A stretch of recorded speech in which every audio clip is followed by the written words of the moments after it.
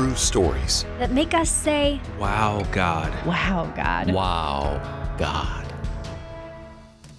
At 21, I found myself in an unplanned pregnancy. I was scared, alone, and didn't know what to do. I wanted to parent my son more than anything. The nurse then said, now, of course, you're going to have an abortion.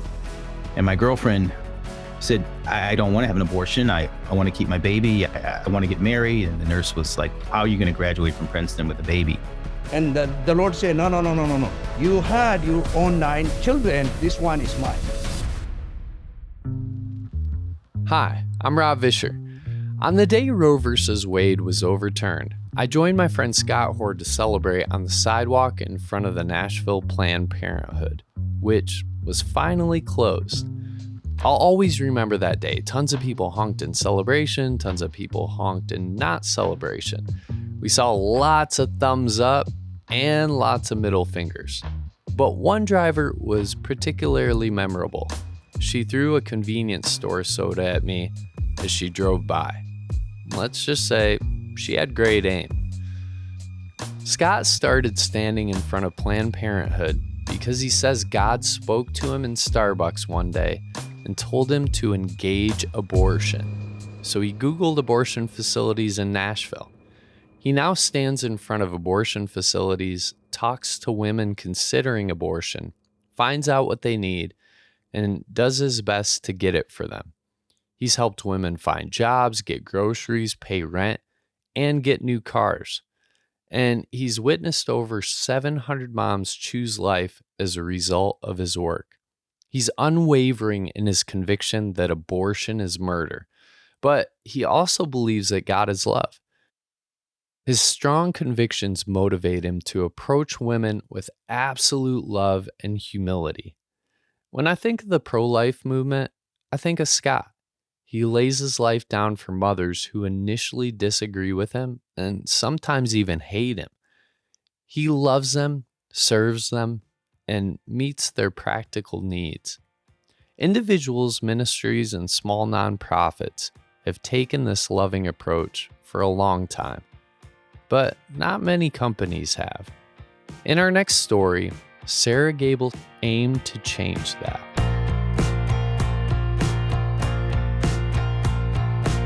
My name is Sarah Gabel Seifert, and I am president and co-founder of Every Life, which is the first and only pro-life diaper company on the market today.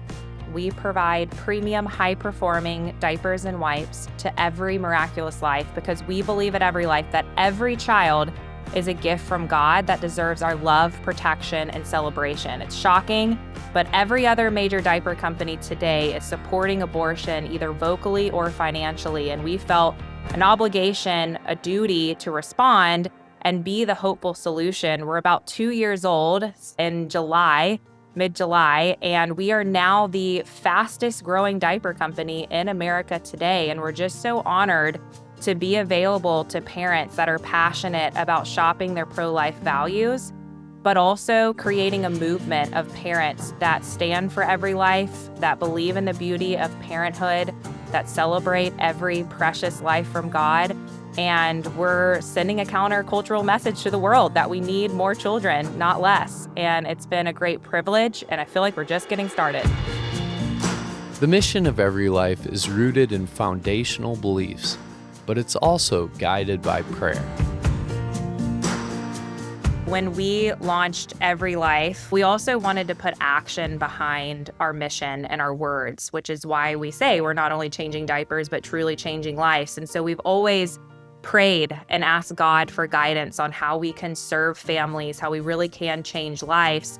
And when we recently saw what was happening to the families in Texas due to the flooding, we felt like it was an opportunity for us to be the hands and feet of Jesus as much as we could. And our team rallied around in prayer. We always start with prayer because prayer is powerful. And in those moments of prayer, God speaks and he reveals and he gives wisdom and insight. And we felt very clearly as a team that we needed to respond and serve these families with the essentials like diapers and wipes. We have a Buy for a Cause program on our website, and it allows anybody to participate in our mission to purchase a whole month's supply of our diapers and wipes.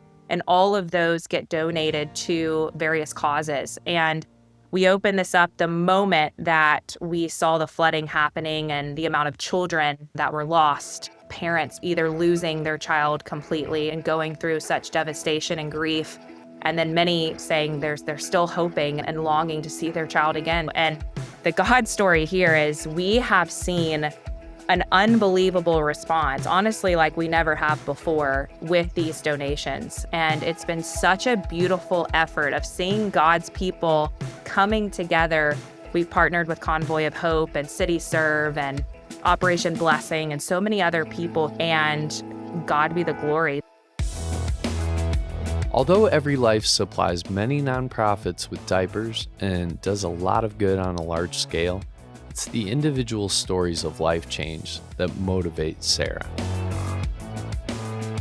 So back last year, Every Life held a massive Mother's Day diaper drive, and we did it in partnership with a church and a pregnancy resource center. And we were on the ground handing out over 1,000 diapers. It was 1,000 bundles. So inside of each of these bundles was a whole month's supply of our diapers to give to a mom in need. So we had 1,000 bundles out here with hundreds and thousands of diapers.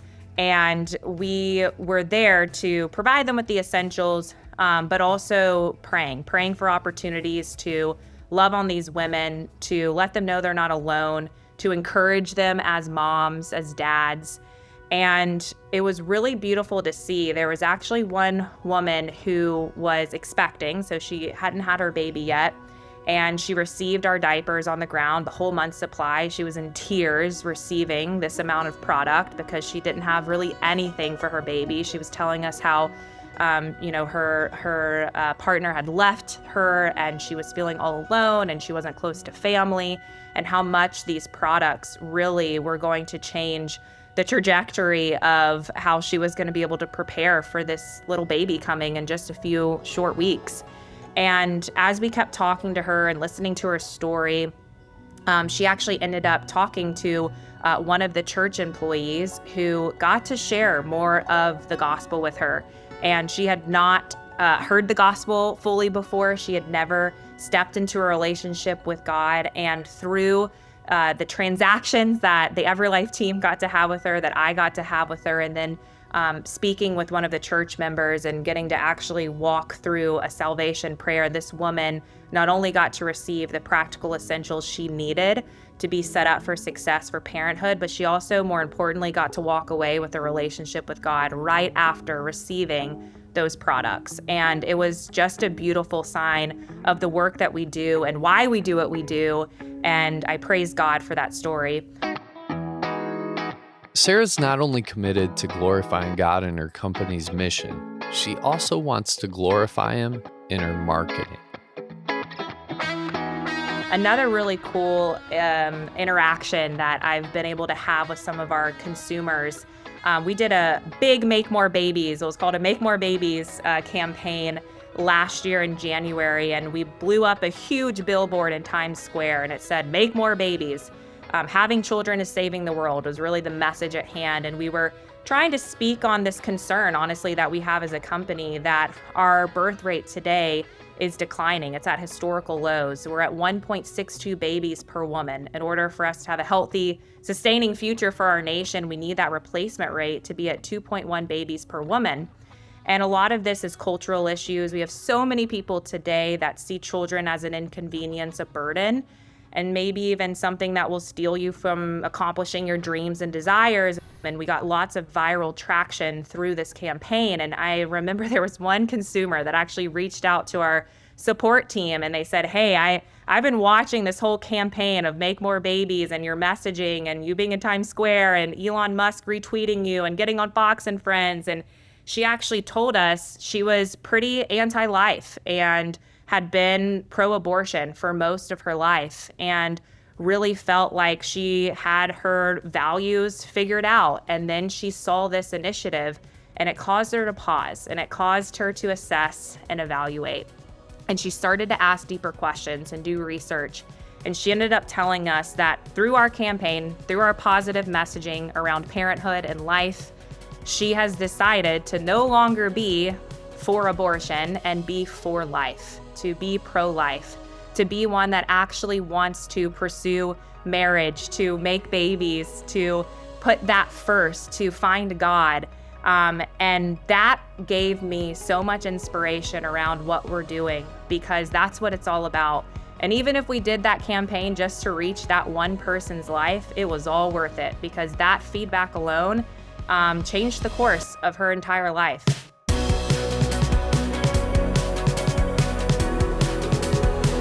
To find out more about Every Life Diapers, go to everylife.com. Sarah's company, along with many nonprofits and ministries, are promoting life, but ultimately, it still comes down to mothers choosing life, even in difficult circumstances. Let's hear from one of those mothers, Jordan, who didn't feel ready to raise her baby. At 21, I found myself in an unplanned pregnancy. I was scared, alone, and didn't know what to do. I wanted to parent my son more than anything, but I had seen God place adoption on my heart in quite a few moments. One of the most special ones was during about halfway through my pregnancy, we went to a pregnancy resource banquet one night, my parents and I didn't want to go. I was probably the only young adult there. And we're sitting there at this table eating dinner, and I'm holding back tears because I knew that even though I was still halfway through my pregnancy, I could feel that a hard decision was going to happen. And all I could think in my head was, if I do this, my child is going to grow up and they're going to hate me. They're going to think that I gave them away. They're going to say that I didn't want them. And that was one of my biggest fears. And we're sitting there. Every year at this banquet, there's a speaker. That night, the guest speaker was an adoptee. It was a man who had been adopted at birth through an agency, but spoke on how his mom used Pregnancy Resource Center and chose life. And he gets up there, shares his story, and it was the first adoptee speaker they had ever had. And of course, that's the banquet that my family and I attended.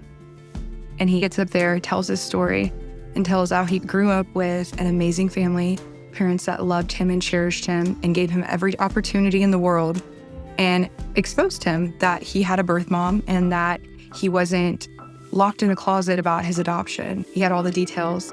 And as he grew up, getting to learn that what his mom did, his birth mom did for him, was a beautiful act of selflessness. And as he got older, he became a musician, he got a family, and ended up actually adopting kids too. Well, throughout his career as an artist, he wrote a song to his birth mom. And that night at the banquet, he sang it, and there was like a video recording of it in the background as he's singing it and playing it. As I'm sitting there, I'm bawling my eyes out. And I can just feel God over me being like, you're going to be okay. Your child is going to grow up and love you and honor you. Because all this song was about was how he loved her so much and was so grateful for her sacrifice and her selflessness of giving him a better life than she could have given him at that moment. And I walked out of that room and I felt hope that my fear of my son hating me was not from God. And going through the rest of my pregnancy, there was still the doubt, there was still the fear, there was still anger, because of course I didn't want to do what I knew I had to do. And getting to the end of my pregnancy, picking out an adoptive family, walking into that day to meet them, I stopped in my tracks. I couldn't do it. I remember standing out in the parking lot. I had gotten all dressed up, done my hair, done my makeup, picked out a cute outfit because I wanted to impress them. But I also was so insecure inside because nobody wants to imagine having to walk into a room and meet the parents of your child. And I stood there, and all in my head, I could just remember crying to God, being like, I can't do this. I'm too weak. My body is tired. Emotionally, I'm so drained. And all I hear in my head is Philippians 4:13. And all I tell myself over and over again is like, I can do all things through Christ who gives me strength. Over and over. And the second I told myself that, I stepped up on the sidewalk and I walked through the doors. And I met the family that is now the parents of my child. And God gave me that strength that day. I did not have it on my own. And a few weeks later, I placed. And again, God's strength got me through that, not my own. And weeks following, I had a lot of grief. I was postpartum, thought a baby to show for it. And that was really hard. And I was feeling very isolated. I felt like nobody around me could understand truly the level that I was at. I missed my son. I felt like a piece of me was gone. And I longed for him. And at a time, I ended up looking up things on social media, trying to find out things about my son. And I had found out that the day that my son's adoptive parents announced that they were adopting, that weekend was the same weekend I got pregnant. And that is my God moment, because through all the regretting, the pain, the anger, the loneliness, the shame, the guilt, in that moment, I was able to see God use a day that the enemy meant for so much evil, but God's bigger plan meant it for so good.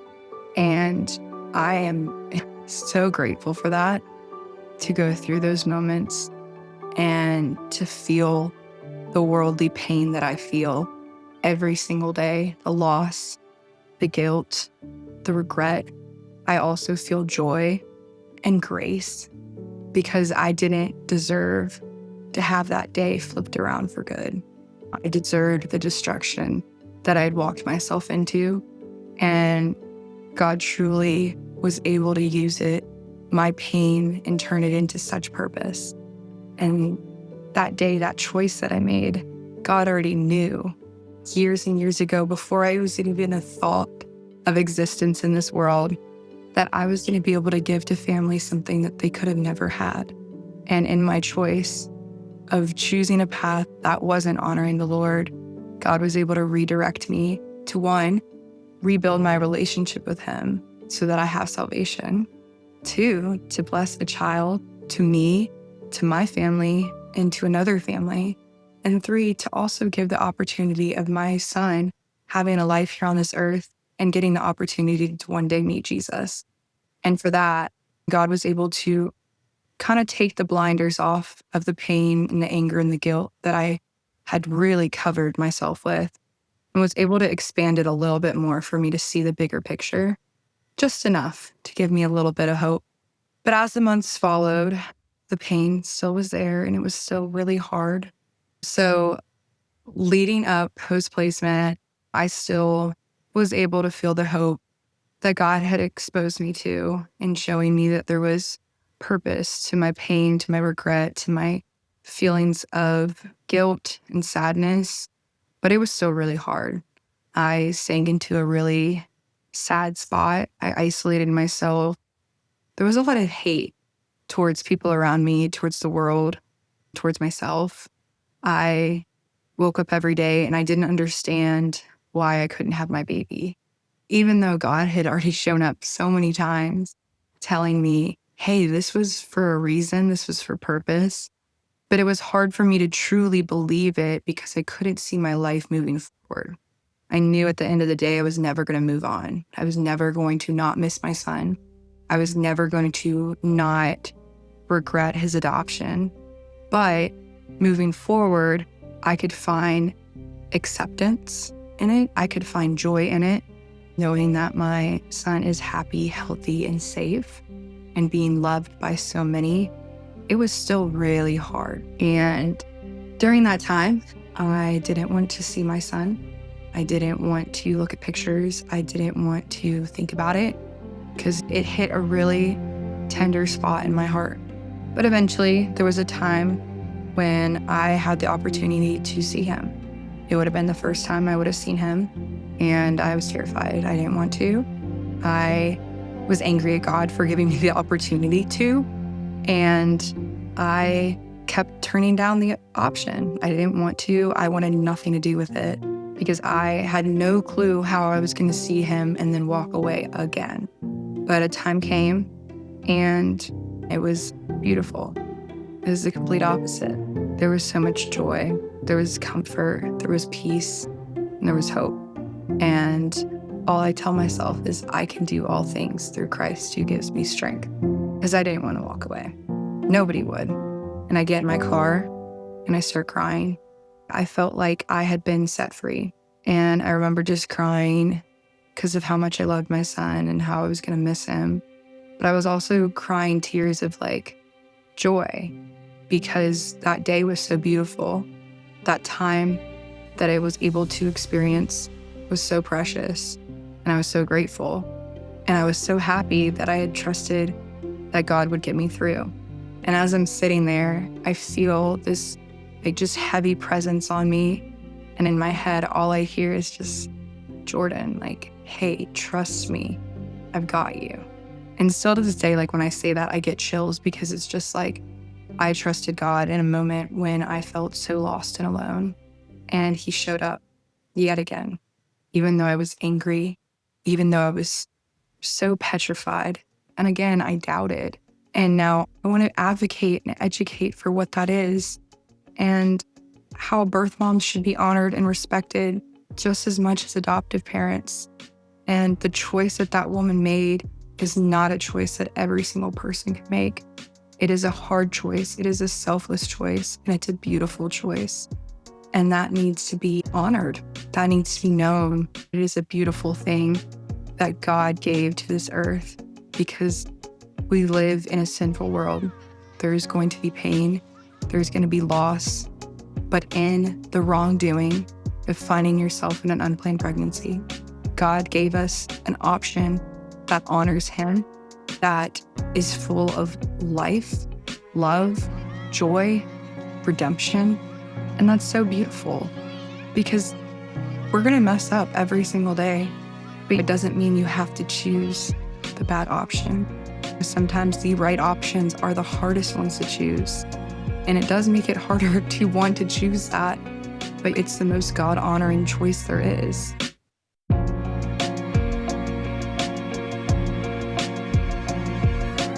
Jordan chose life, but she also had to choose to give up her son. But in our next story, Roland and his girlfriend have a different choice to make.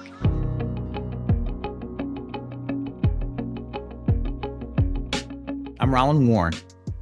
I was a 20-year-old college student at Princeton, and I got a call from my girlfriend that I really didn't expect, and I was hoping that I would never get. And it was to tell me that she was pregnant. She was 19. We were both undergrads there. She was a sophomore. I was a junior. And when I got that call, life just slowed down and became this kind of amazing period where I just really didn't know what to do. Anyway, when she came back to campus after our Christmas break, she went to Student Health Services and got the pregnancy test done. And the nurse comes out and confirms what she had hoped wouldn't be the news, which was that she was pregnant. And the nurse, without taking an extra gulp of air, then said, now, of course, you're going to have an abortion. And my girlfriend said, I don't want to have an abortion. I want to keep my baby. I want to get married. And the nurse was like, how are you going to graduate from Princeton with a baby?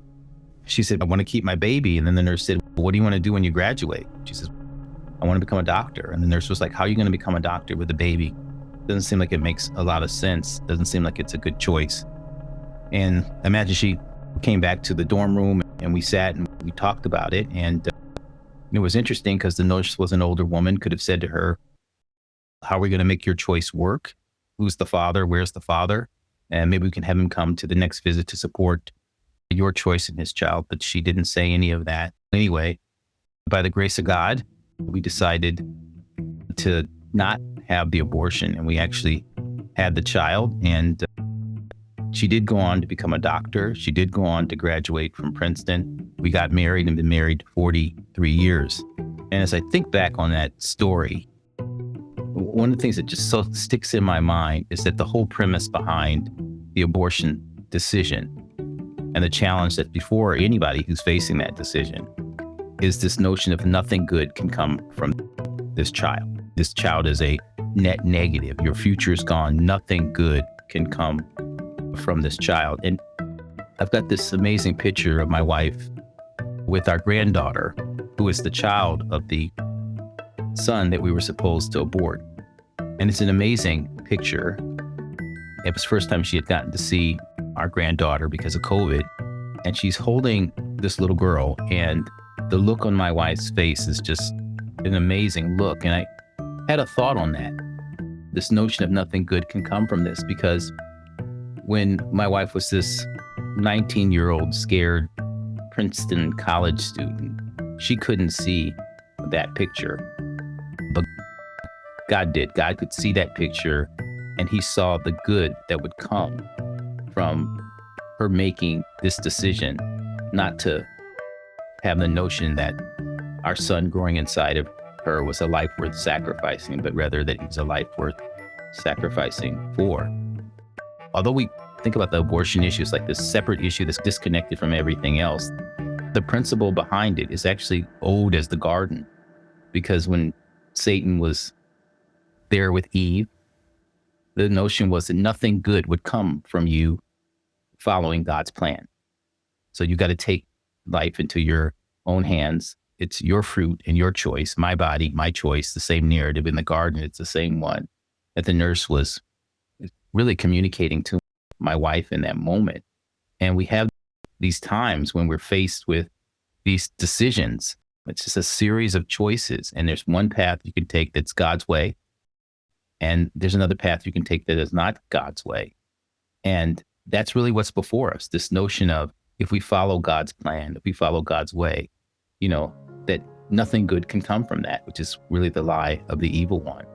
And it all also goes to the cross. I can imagine people looking at the cross, and certainly Jesus' disciples who had scattered, and even his mother who was sitting there in that moment, looking up at the cross. The temptation of Satan is to look at that and go, nothing good can come from this, when in reality, only good can come from this. And I really believe that's true. Only good, when you think about it in terms of a temporal and eternal perspective, can come from when you follow God's principle and you follow God's plan. So I lived that out. And that's really my wild story when I look back on it 43 years ago, being a 20-year-old faced with this decision. And it's inspiring for me. And it's one of the reasons why I do the work that I do, this ministry called CareNet. And because I know that there's so many other women and men facing pregnancy decisions that are challenged with that same narrative that nothing good can come from this. I can always tell folks when I have to have a conversation about this issue and they're facing a pregnancy decision, I've been where you've been, but you haven't been where I've been. And I can tell you, when you follow God's way, something always good, great, and glorious comes from it. Roland is now the CEO of CareNet, one of the largest networks of crisis pregnancy centers in North America. Find out more at care-net.org. Again, that's care-net.org. God used Roland's tough and unexpected circumstance to lead him into ministry for the rest of his life. In our next story, Alemu says God set the stage for him to be in ministry even before he was born. I was born and grew up in the countryside of Ethiopia, in very remote area. And I was the last and the 10th child in my family. And when my mother expected me, and she was surprised because they were advanced in age, they didn't expect another child. I was the 10th and the last one. And then what she decided to do was at that stage to abort me. And the Lord said, no. You had your own 9 children. This one is mine. You can't abort it. And so God intervened in that. And later on in my journey, I read Isaiah 49, verse 1. You called my name in my mother's womb. And God called me at my mother's womb, and he didn't let my mother to abort me. She tried everything, nothing worked. And then when the time came for my birth, I was born, and my mother, as she was afraid about her old age, she was unconscious for about 3 days or so, from what I was told. And when she gained her consciousness, they told her, she was told, you have a child, he is a son, he is alive. That's when she called me Alemu. Alemu means my last joy. And my last name is Biftu. Biftu means morning light.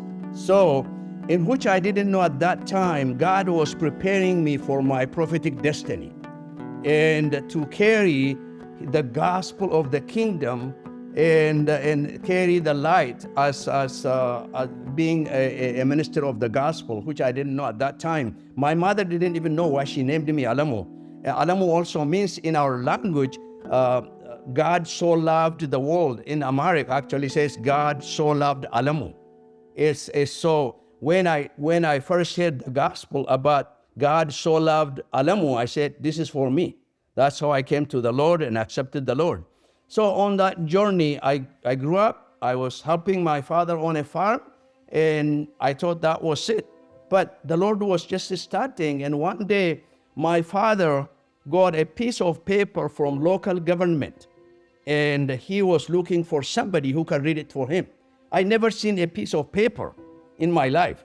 I was so fascinated. That's the day the Lord started in my life. He ignites something in me, which I didn't know it existed. And one day my aunt came to visit us. She lived about a one-day walk away from where we lived. There was a small missionary school in that village. And she told me how kids go to school and what they are doing and all that kind of stuff. I was so fascinated. I said, Auntie, can I go with you just to look at it? She said, talk to your father. I said, about what? So if he lets you go and I'll take you. I said, no, he already said, you are the last child, you have to help me on the farm, and he will not let me. She said, sorry, I can't help you. You can't go with me. But even as an uneducated country boy, about 12 years old, I still had, God gave me a strategy. And what God gives us was not because of who we are, because of what he wanted to do. And then I said to her, what about if the day you are going back, if I go out and wait for you in the field and go with you, just look at the school and come back? She agreed to that. So I went with her. It took us all day and arrived in the evening in her house. And then the next day she said, go across this river. There is a compound, a big compound, that's school, that's missionary school, elementary school. I went there. When I went, I didn't see any child. I didn't see any kids on the compound. It's empty. I said, why did she say that? I didn't know anything about the school. I didn't know kids are actually being in class. I thought everybody is playing outside and doing something like what I used to on the farm. And then I started looking around and I saw one small office opened. And I walked to that office, and then I saw for the first time a white face, a missionary lady from Pennsylvania, sitting there. And I went to her. I said, I am here to learn how to write and read. She saw the desperation, the fire, the passion God put in me. He is half naked. He walked all the way from where he was to this place. She said, take him to first grade. I didn't understand the language. I didn't know the language, our national language, which was Amharic. And I would just sit and watch what was going on. I didn't relate to anything. Kids are watching me. They are dressed up in uniform. I'm almost half naked. They were laughing at me. I'm laughing at them. We just looked at each other. God did amazing miracles that week for me, which I didn't know him. I never heard the gospel before. He opened my mind to understand the language. It's in the middle of the school year. By the end of the school year, I was second in my class. In the second grade, a teacher came one day, and he was teaching math. He read Psalm 15, verse 1. Lord, who may dwell in your sanctuary, who may live on your holy hill. That's all he read. God used that word to penetrate my heart, my spirit. I was sitting there by a small window. In fact, last year I went back and took that small window picture and ran down a small village school. I was shaking. the Lord opened my eyes to see what hell is all about. He said, if you don't get an answer to this question, that's where you are going. I said, I don't want it to go there. I don't want my destiny to be hell. Lord, what do I do? I was shaking and trying to control myself, sitting in the classroom and desperate. And as the minute the teacher finished the class and I ran after him, I said, Sir, please, what is the answer to what you read? He said, What are you asking? I said, you said, who may dwell in your sanctuary? How do I relate to God? How do I live with God? What is the answer? How do I know God? My parents, they claim to be Christians, but it's an idol worship. It's mixed worship. So I have that desperation in me. He said, don't worry about it because this is not part of the class. Don't worry about it. I said, I'm not concerned about the class. I'm concerned about my life. I wanted to see how can I be saved? What do I need to do?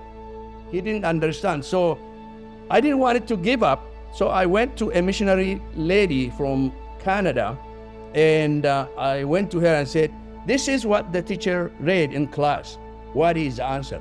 She immediately understood that the Holy Spirit is working in me. And she explained it to me on the flagpole. We just sat there and the kids are surrounding us and explained the gospel to me. Once she explained the gospel to me and she read, the last verse she read was Romans chapter 10, verse 9. That if you confess with your mouth Jesus Christ is Lord and believe in your heart that God raised him from the dead, you will be saved. That's what she read. And then she said, do you want to accept the Lord Jesus Christ as your personal Savior? I said, yes. And then she said, let's go to one of the classrooms and then I'll pray. We said, I said, no. I don't want it to go to the classroom. She said, you just said, I wanted to accept the Lord. I said, yeah, I wanted to accept the Lord. So why don't you want it to go with me in the classroom so that I can pray for you? I said, if what you said is true, if everything you said is true, I don't want it to take one step until I make sure I'm saved. Can I pray here? Yes, she said, yes. I prayed, I accepted the Lord there. And that day, the journey of my life shifted. At a young age, Alemu recognized that God had a plan for his life. But in our next story, Sheila doesn't see God's plan until much later. When I was 19 years old, I became pregnant. And I was with a guy that I knew I did not want to be connected to for the rest of my life through a child. And that's what I kept telling myself. And I thought, I'm in college, I need to, I can't go through with having a child. And so I listened to all of the outside voices, the politicians, the celebrities that told me this was my right and my choice to have an abortion. And I trusted that the Supreme Court would never make a law that was bad for me. So at 19, I just marched forward. I made the appointment and I had an abortion. And it was by far the most horrific and regrettable mistake of my life. And through that, I spent the next 7 years just hating myself. I wanted to die. In fact, 2 years into it, I attempted suicide. And then when that didn't work, I kept trying to make myself die by taking huge amounts of drugs and drinking huge quantities of alcohol and just anything that I could do. It was just a really terrible existence. So during that time, we didn't know each other, but we met in a bar. I was out drinking and she obviously was too. And I had started drinking when I was 13. So at that point, my life's out of control. The alcohol is controlling me, and I've lost a lot of things in life because of it. But when I saw her while we were in the bar that night, I told my friend, I was like, I'm going to marry that girl. And he was like, you're an idiot. He's like, what are you talking about? And I said, just wait and see, man. Just wait and see. I found out who she was, and we went on a date, and it was like the Hall of Fame of worst first dates. Yes. material. It was incredibly bad.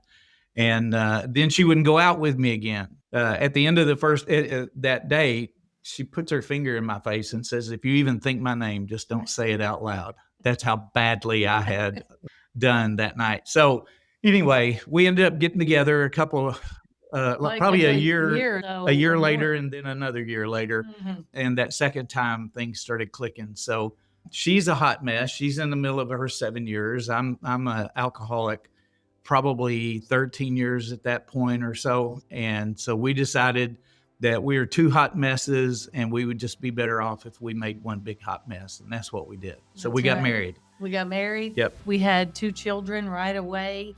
I was still on this emotional roller coaster from my abortion. I took my whole family on this roller coaster.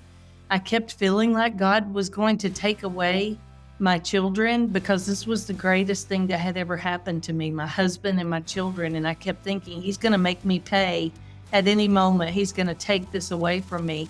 And so I became one of those parents that just had to control and handle everything, trying to stay one step ahead of God. And it was just a really hard time for our marriage and our family. And literally, it was one day I was driving down the road. I knew where all my problems stemmed from, and it was from that abortion. But when I was driving down the road one day, I heard a radio commercial, and it simply said, "If you're struggling after an abortion, we have a class for you." And it was from the local pregnancy center in the town that I was living in. And I remember just thinking, like, there are others. I had no idea other people struggled after an abortion because everything in the media, everything that I was hearing was that this was supposed to be good for me and it was my right as a woman to choose abortion. But it was totally not what was computing on the inside. So I just felt like I was crazy. I was losing my mind. But I finally went to this class, and it was so incredible because it was literally just other people who had been dealing with the same things that I had been dealing with after this abortion. And it was a Bible study, and they introduced me to a Jesus who forgives the sin of abortion. And I haven't been able to be quiet about it since then because I just refused to allow my brothers and sisters to believe the same lie that I believed, that abortion was somehow a fix to a problem. It was stretched out over several weeks of just sitting in the pain of what I had caused in my own life and allowing God to take off layer after layer and deal with it.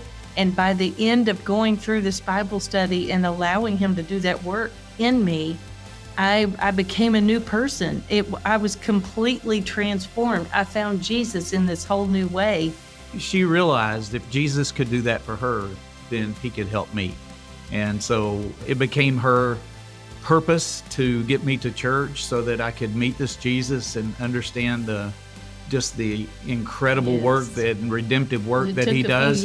And it took several years. And we, when we would go to church, everything was great at the house. But when I didn't go to church, I very much saw a pattern of it being hell on earth. Yes, not the way to win your husband. Well, but it worked. It eventually worked. So I'm sitting in church one Sunday, and I wasn't there because I wanted to be there. I was just there so we wouldn't argue for the week. And the Lord started speaking to me, and He said, "Jack, give me everything or I'm going to take everything from you." So me giving Him everything was myself, and Him taking everything from me was my wife and kids. I knew what it was. And I said, "Lord, I don't know how to do this. I want to do this." And He said, "I will take you by the hand and lead you home." And so He has done His part every step of the way. What also happened that day as I gave my life to Him and surrendered and submitted myself is I was delivered of alcohol. So for 23 years, I drank to excess almost every day. And I have not had alcohol since that day. Yeah, to just kind of solidify that wow God moment, we came home, we realized our house is a shrine to alcohol. Yeah. Everywhere you looked, we had posters, we had wine corks. And so when we came home that day, we poured everything down the sink because we knew it had been such a stronghold in our life. I mean, this may not be everyone's conviction, but it was such a stronghold and a a source of stress in our life. So we took away all temptation. So we started serving in the church, and God just started opening doors for us to minister, to help people, to just walk alongside with them, discipleship, all kinds of things are going on. My calling was to do abortion recovery because I loved seeing people experience the same transformation that I experienced. And so I started a ministry called Save One, and we do abortion recovery around the world. We're in 400 different locations in 28 nations around the world.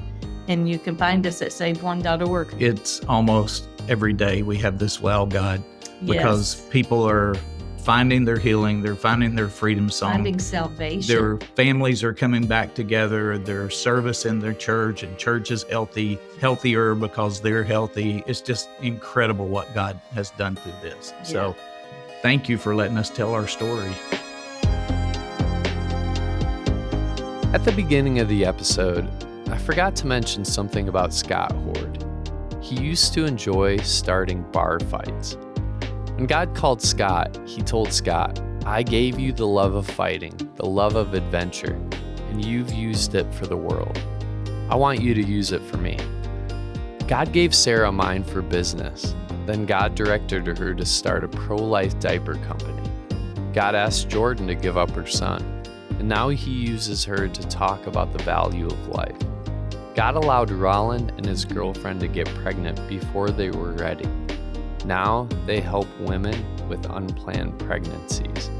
Alemu's mother didn't initially want him, but he became his mother's joy. Sheila had an abortion and fell into a deep depression as a result. But now she and Jack help save babies. God turns their flaws, their sin, their grief, and their tragedies into joy. And that makes me say, wow, God.